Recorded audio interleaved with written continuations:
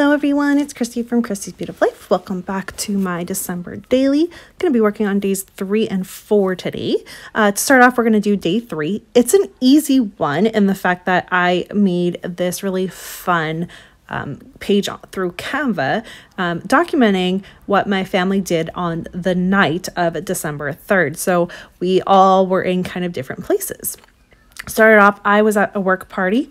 My oldest son and my daughter went to my mother-in-law's to have a movie night because it's in the same town as my work party was. So that was really fun for them.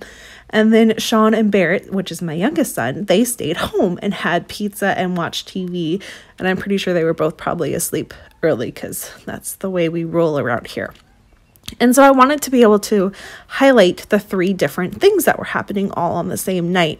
Doesn't happen very often where we're all separated like that. It's starting to happen a little bit more in our family, but it's rare. So I definitely wanted to highlight that. And then I also had a few conversations, one with a coworker that I used to work with and she's moved.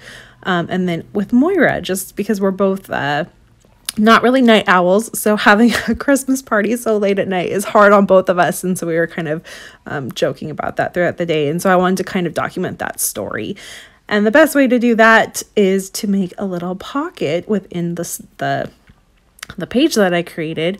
And so I purposely used that top photo that you can see of those Christmas lights. That is of downtown Maple Ridge where I work. In downtown, it's not a very big city. It's just this little town. But they have beautiful Christmas lights. And so I just went online onto Google and found one that I could use that take their photo and went ahead and used that to have that in the top to make my pocket. Now, I will say, I know that went really, really fast. I took my X-Acto knife and I cut to make sure that it would fit in the bigger than 3x4 space. However, I didn't apply enough pressure, and so my cut wasn't right. So I went to do it again, and then I messed it up, and it looked horrible. And my way to fix that was simply to add some gold washi tape. So it was a way of salvaging it. If you really aren't happy with your first cut, I've done this a couple times where it's just not the perfect cut.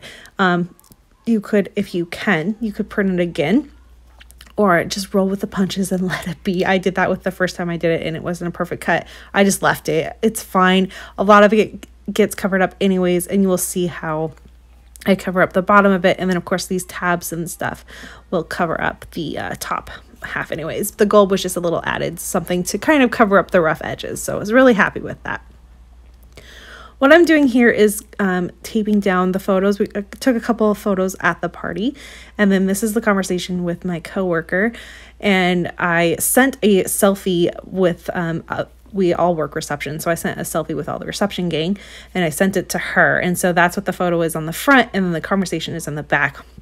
However, I didn't need the photo twice, so I trimmed out the photo and I'm just layering the conversation in so that you can kind of see what it looks like. And it just happened to fit perfectly on that 3x4 card. So I was really happy with that. That one turned out.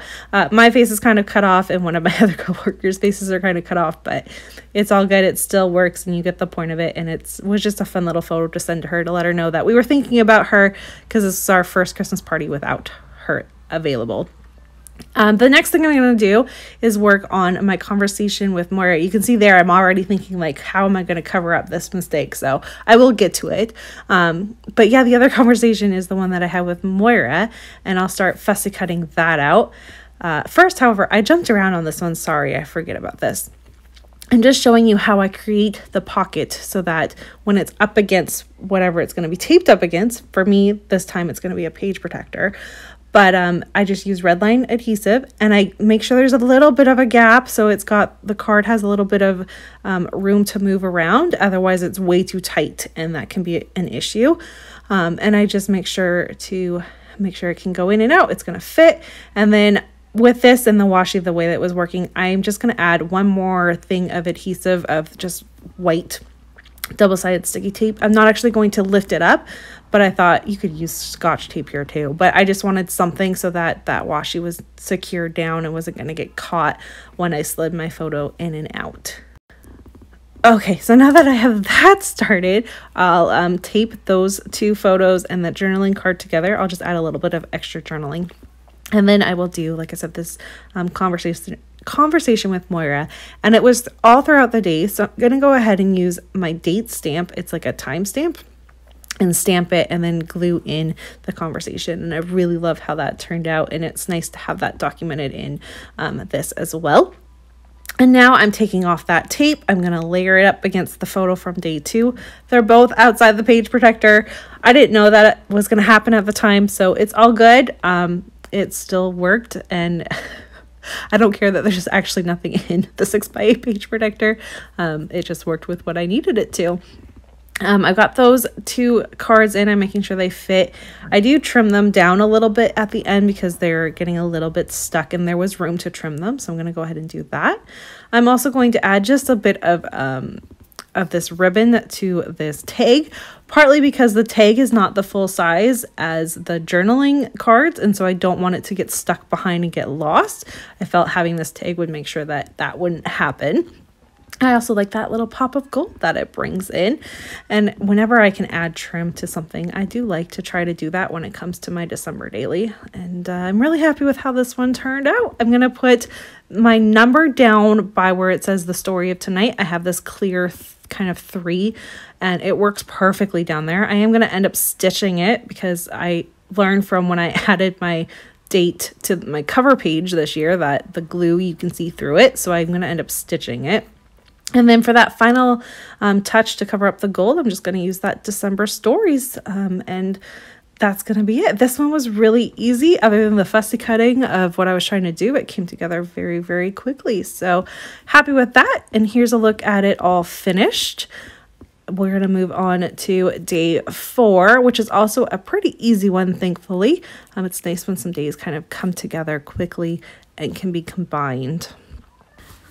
So let's move on to day 4. Now, this one is super easy. It's just a 6x8 page that I got. So this is from the paper 6x8 paper pack from the December daily kit.